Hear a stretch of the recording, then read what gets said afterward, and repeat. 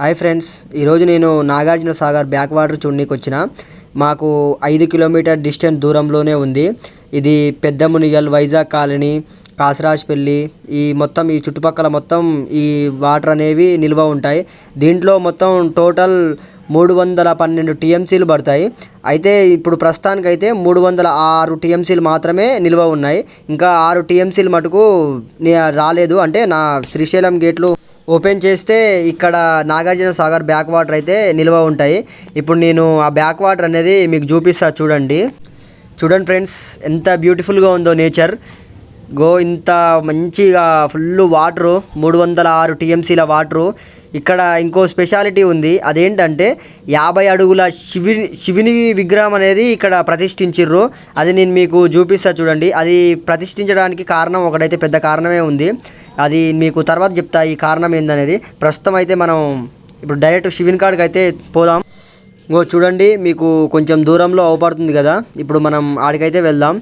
ఇప్పుడు మీకు ఆడికి వెళ్ళిన తర్వాత వ్యూ ఎట్లా ఉందో మీకు చూపిస్తా. ఫ్రెండ్స్, చుట్టూ వాటరు, మధ్యలో శివుని విగ్రహం ఎంత బ్యూటిఫుల్గా ఉందో చూడండి. ఈ ప్లేస్ వచ్చేసి పెద్ద మునిగల్. మీరు కూడా ఇక్కడికి వచ్చి ఎంజాయ్ చేయండి. ఎందుకంటే వాటర్ ఉన్నన్ని రోజులు అయితే మంచిగా ఉంటుంది. వాటర్ పోతే ఇంకా చూడడానికి అయితే ఎవరు రారు. ఖచ్చితంగా మీరైతే వచ్చి ఎంజాయ్ చేయండి.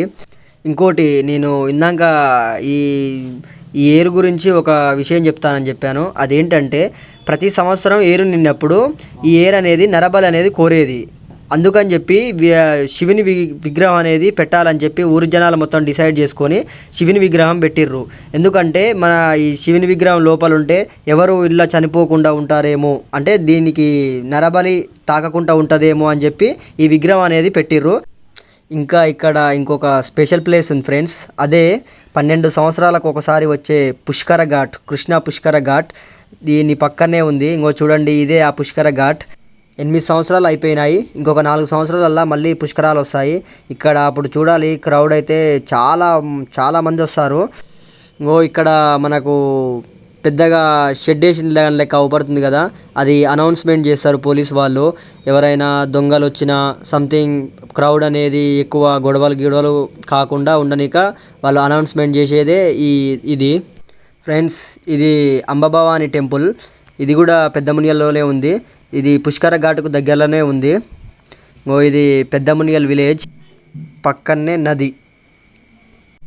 అంబభవాని టెంపుల్ దగ్గర దసరా టైంలో చాలా పెద్దగా జరుగుతుంది జాతర. ఎక్కడెక్కడి నుంచో జనాలు వచ్చి ఇక్కడ దర్శనం చేసుకుంటారు. నేను 10th క్లాస్ చదివింది కూడా ఇదే ఊళ్ళో. ఇప్పుడు నేను చదివిన స్కూల్ అయితే మీకు చూపిస్తా. అది కొంచెం ముందర ఉంది. ఈ టెంపుల్ దాటిన తర్వాత మనకు స్కూలే వస్తుంది, మీకు చూపిస్తా. నేను 10th క్లాస్ చదివింది స్కూల్ అనేది ఇదే. ఇప్పుడు నేను మీకు లోపలికి వెళ్ళి చూపిస్తా. ఈ పక్కన అవపడుతున్న టెంపుల్ రాములవారి టెంపుల్. ఒక్కసారిగా ఈ స్కూల్ చూసేసరికి నా 10th క్లాస్ మెమోరీస్ మొత్తం గుర్తుకొచ్చాయి. తర్వాత ఎమ్మటే నేను మా ఫ్రెండ్స్ అందరికీ కాల్ చేసిన.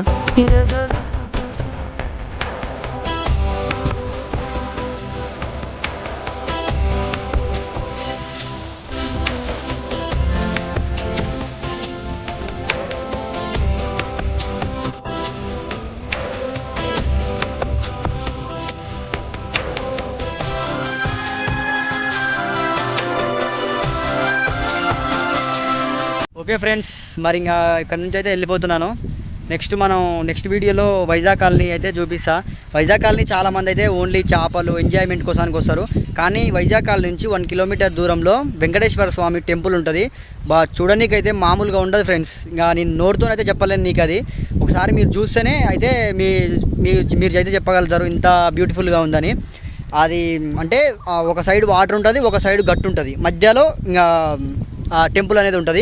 నెక్స్ట్ వీడియోలో నేను మీకు అది చూపిస్తాను ఖచ్చితంగా. ఓకే ఫ్రెండ్స్, మరి ఇంకా బాయ్.